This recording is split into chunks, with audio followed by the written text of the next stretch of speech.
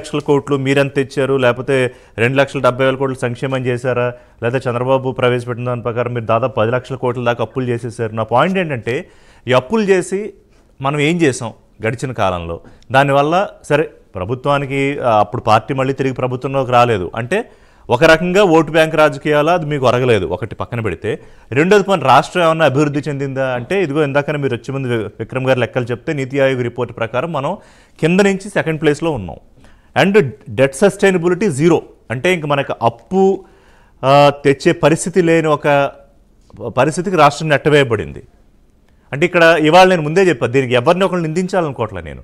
ఏంటి మన ముందున్న పరిస్థితి ఏంటి, ఛాలెంజెస్ ఏంటి, లేకపోతే సొల్యూషన్స్ ఏంటి?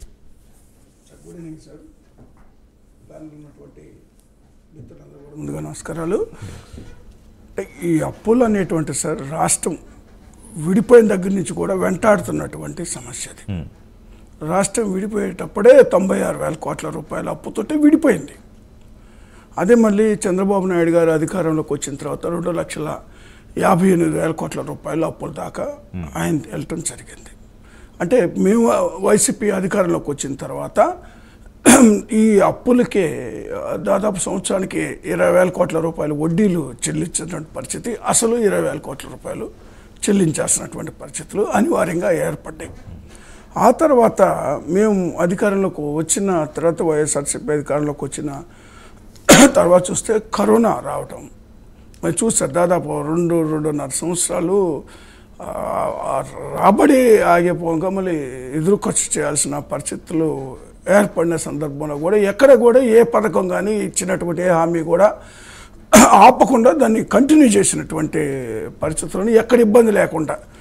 దేశంలో అనేక రాష్ట్రాల్లో కొంత ఇబ్బందులు జరిగినాయి ప్రజలకి కరోనా టైంలో, కానీ ఈ ఆంధ్రప్రదేశ్లో ఎక్కడ కూడా ఎలాంటి ఇబ్బంది లేకుండా అన్ని వసతులు కల్పించినటువంటి పరిస్థితులు ఉన్నాయి. కేంద్రం కూడా ఆ సమయంలో సహకరించినటువంటి పరిస్థితులు ఉన్నాయి. రాష్ట్రం కూడా పూర్తి స్థాయిలో దాని మీదే కాన్సన్ట్రేట్ చేయడం జరిగింది. కాబట్టి అక్కడ కొంత ఇబ్బంది అనేటువంటిది జరిగిన మాట వాస్తవం. తర్వాత ఇప్పుడు ప్రజలకి మీరు అంటే ఇప్పుడు మీరు అన్నారు, ఇప్పుడు ప్రజలు ఏం చేశారు అనేది ప్రజలకి అంటే జగన్మోహన్ రెడ్డి గారే అన్నారు, మీకు గుర్తుంటే ఇమీడియట్గా రిజల్ట్ తర్వాత వారు మాట్లాడినప్పుడు ఇన్ని చేశాను మరి ఎందుకు ఇలా నాకు జరిగింది అని. అదే సార్, అంటే యాక్చువల్గా అంటే అప్పుడు ఉన్నటువంటి ఆ ఇబ్బందికరమైనటువంటి పరిస్థితుల్లో ప్రధానమైనటువంటి అంశం ప్రజలను ఆదుకోవటం ఒకటే.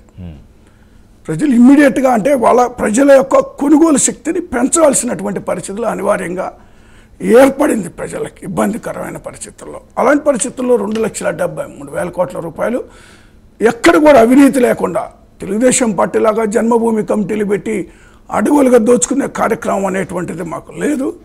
డైరెక్ట్గా వాళ్ళ అకౌంట్కే డబ్బులు అనేటువంటిది పంపించడం జరిగింది. అది అలా ఉంటే ఇప్పుడు రిజర్వ్ బ్యాంకు నివేదిక అనేటువంటిది మరి అదే November 30th మీరు కోట్ చేస్తుంది రిజర్వ్ బ్యాంక్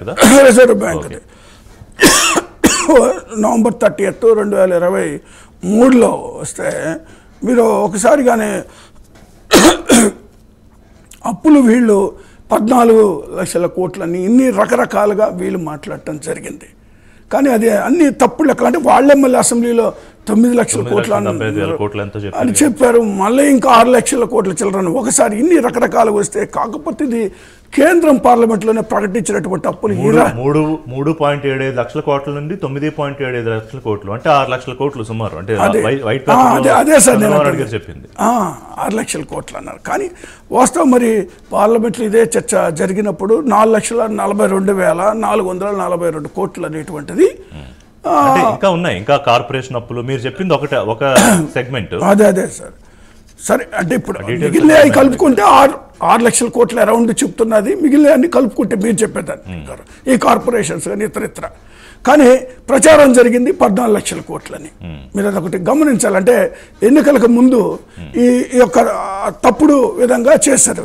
అదే విధంగా సార్ చిన్న క్లారిటీ కోసం చెప్తున్నాను, 4.5 లక్షల కోట్లు ప్రత్యక్షంగా, పబ్లిక్ అకౌంట్స్ లైబిలిటీ దాదాపు 80,000 కోట్లు, కార్పొరేషన్ నుంచి 2.5 లక్షల కోట్లు, సివిల్ సప్లైస్ 35,000 కోట్లు, ఎనర్జీ సెక్టర్ 35,000 కోట్లు, కాంట్రాక్టర్లకు పెండింగ్ బిల్స్ అంటే ఇప్పుడు వీళ్ళు చెల్లించాల్సిన 1,13,000 కోట్లు, ఎంప్లాయీస్ ఇవన్నీ పెండింగ్ దాదాపు ఒక 22,000 కోట్లు. అంటే ఇది వైట్ పేపర్ ఏదైతే చంద్రబాబు నాయుడు గారు చెప్పారో దాని నుంచి అంటే దాదాపు 9,75,000 కోట్లు.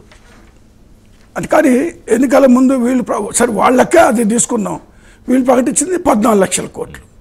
అంటే తప్పుదోవ పట్టించేట. ఇప్పుడు ఒక్కసారి కానీ మనం ఇప్పుడు 2018-19 అప్పులు వృద్ధి రేటు కానీ ఒక్కసారి చూస్తే చంద్రబాబు నాయుడు ఎక్కువ అనలేదు.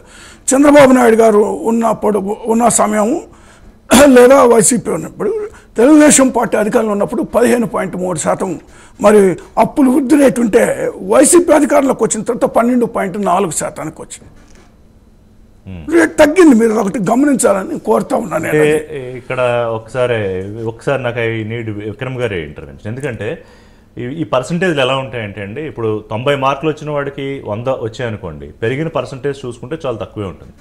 50 ఉన్న వాడికి 80 వచ్చాయనుకోండి, అక్కడ పర్సంటేజ్ చాలా ఎక్కువ ఉంటుంది. విక్రమ్ గారు, I just want your intervention. కరెక్టే చెప్పారు. ఇప్పుడు అంటే if you go by the hike in percentages, ఇప్పుడు టోటల్ గా 6 లక్షల కోట్లు మరి ఎందుకు పెరిగింది? 5 సంవత్సరాలే కదా పరిపాలించింది అనేది కూడా వస్తుంది కదా, దానికి చెప్పాలి కదా. ఇప్పుడు పర్సంటేజ్ తగ్గింది చంద్రబాబు నాయుడు గారు 5 సంవత్సరాల కంటే, సబ్సిక్వెంట్ గా వచ్చిన మా ప్రభుత్వం తగ్గింది అని రాజశేఖర్ గారు చెప్తున్నారు.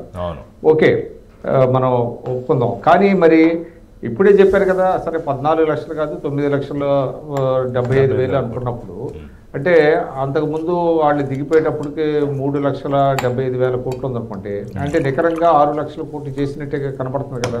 అంటే ముందు తెలుగుదేశం పార్టీ వాళ్ళ అధికారంలో ఉన్నప్పుడు చేసినటువంటి అప్పులు 2,58,000 కోట్ల రూపాయలు కూడా కలుపుకోవాలి ఇందులో. అంటే ఆ పర్సంటేజ్ చూసుకున్నా కూడా ఇది ఎక్కువ, అది కూడా కలుపుకోవాలి.